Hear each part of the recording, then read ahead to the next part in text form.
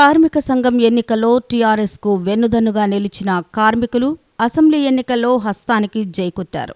రాష్ట్ర వ్యాప్తంగా గులాబీ హవా కొనసాగగా కోల్బెల్ట్లో మాత్రం వ్యతిరేక పవనాలు వీచాయి. అయితే సొంత పార్టీలో కుమ్ములాటలే ఇందుకు కారణం అనే అంచనాలున్నాయి. మరోవైపు కేసీఆర్ కుమార్తె ఎంపీ కవిత టీబీజీఎస్ గౌరవ అధ్యక్ష పదవికి రాజీనామా చేయడంతో సింగరేణిలో టీఆర్ఎస్కు పెద్ద దిక్కు దూరమైంది అనే అభిప్రాయాలు వినిపిస్తున్నాయి. 4 లోక్సభ స్థానాల్లో ప్రభావం చూపే సింగరేణిలో పరిణామాలు ఆ పార్టీలో గుబులు రేపుతున్నాయి.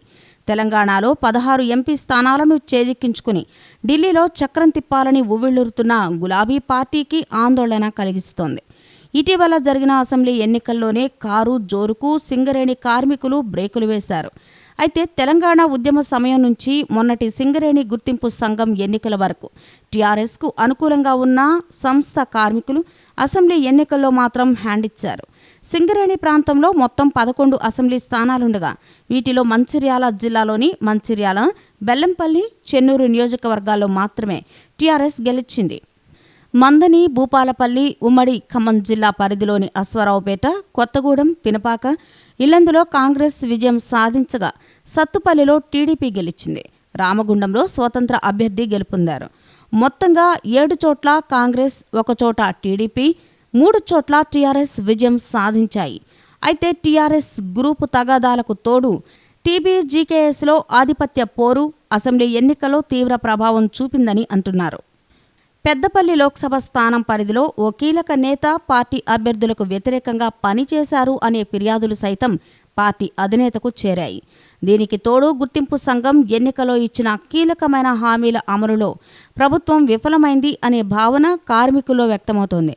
వారసత్వ ఉద్యోగాల విషయంలో ప్రభుత్వం సరైన నిర్ణయం తీసుకోవడం లేదని, కార్మికుల సొంతింటి నిర్మాణానికి రుణం మంజూరు, పేర్ల మార్పిడి వంటి చిన్న అంశాలను పరిష్కరించడం లేదు అనే ఆగ్రహం కార్మికుల్లో ఉంది.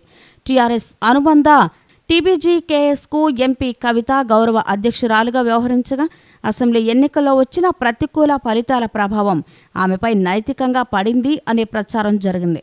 అయితే ఇటీవల ఆర్టీసీలోని టీఎంయూ గౌరవ అధ్యక్ష పదవికి మాజీ మంత్రి హరీష్ రావు అనూహ్యంగా రాజీనామా చేయగా 2 రోజుల వ్యవధిలోనే టీబీజీకేఎస్ గౌరవ అధ్యక్ష పదవికి కవిత కూడా రాజీనామా చేశారు. ఆమె రాజీనామా పెద్ద దెబ్బగా కార్మిక వర్గం భావిస్తోంది. అయితే కోల్బెల్ట్లో 4 ఎంపీ స్థానాలను ప్రభావితం చేసే సింగరేణిలను తమ వైపు తిప్పుకునేందుకు సీఎం కేసీఆర్ కొత్త వ్యూహాన్ని అన్వేషిస్తున్నట్లు తెలుస్తోంది. ఈ వీడియో కనుక మీకు నచ్చినట్లయితే లైక్ చేయండి, షేర్ చేయండి. ఇలాంటి లేటెస్ట్ వీడియోస్ కోసం మా ఛానల్ని సబ్స్క్రైబ్ చేసుకోండి.